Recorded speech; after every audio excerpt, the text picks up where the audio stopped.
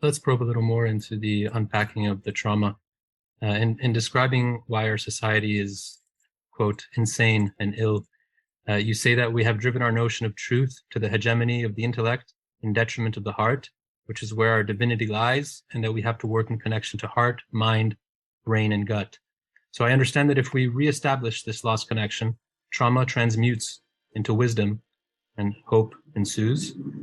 Can you explain this further, both from the perspective of the hardware and software, so the anatomy of our body, but also from the perspective of what you call compassionate inquiry? Well, from the point of view of the hardwiring, let me ask you this question personally. Have you ever had the experience of having a strong gut feeling about something, ignoring it, and then being sorry afterwards? Wishing that, wishing that you'd paid attention. Okay, well, what does that tell you? It tells you that the gut has knowledge.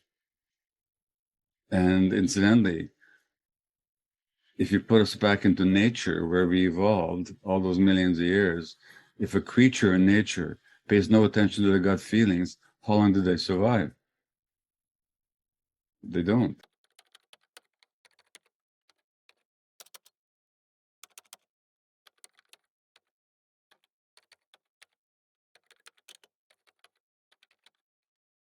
So gut has knowledge. Now the gut has been called the second brain because the gut has got nerve complexes that are collect sensory information and they send messages to the brain.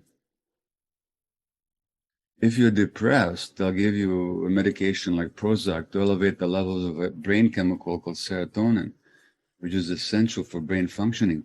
The gut has more serotonin than the brain does. And the brain that the gut represents is connected to the brain up here. So our guts are talking to us all the time. So when we think that knowledge happens only here, we're ignoring a big part of our knowledge, which is our guts, which tells us about our environment. Then there's the heart. The heart also has a nervous system. The heart also has a brain, which is such a thing as when you say, I knew it in my heart, you did. And this heart brain is connected to this brain here. So there's three brains that are physiologically connected. When they're connected and we're not cut off from any of them and they're functioning in unison, you have a coherent, grounded human being.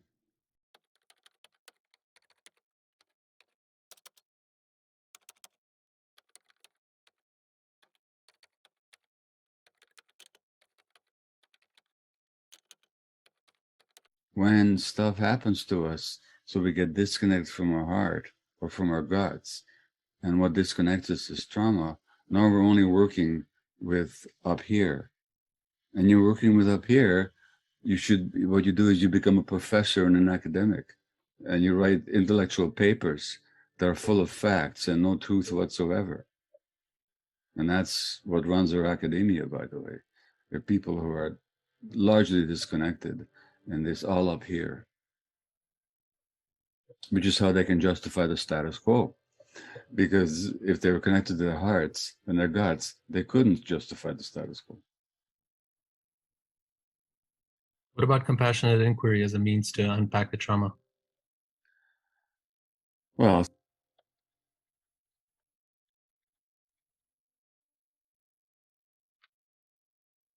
so there are many modalities to work with trauma, from the body aspect, to the nervous system aspect, to the thinking level aspect.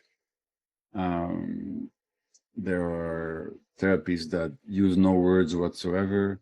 Then there's therapies that do use words.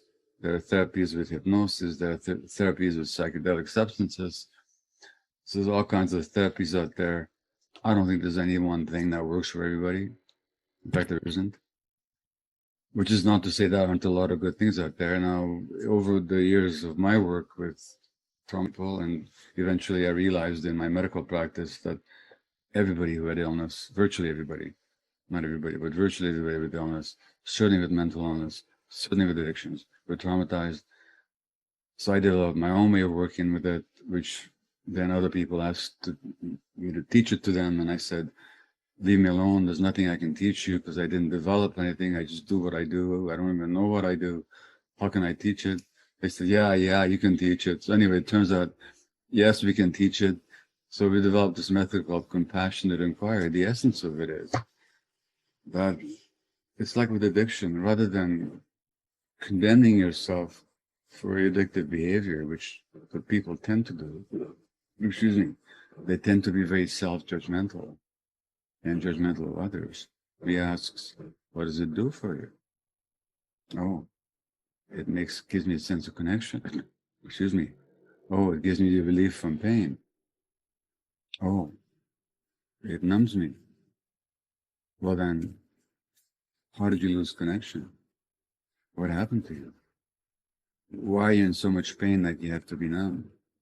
So compassion inquiry is simply asking a set of right questions because the answers are inside everybody.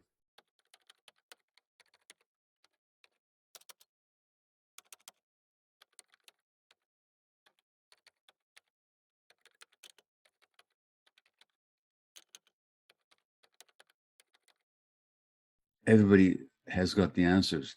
They just have no access to the answers. So compassion inquiry is just a method that I developed that helps people delve into how they develop their traumatic patterns.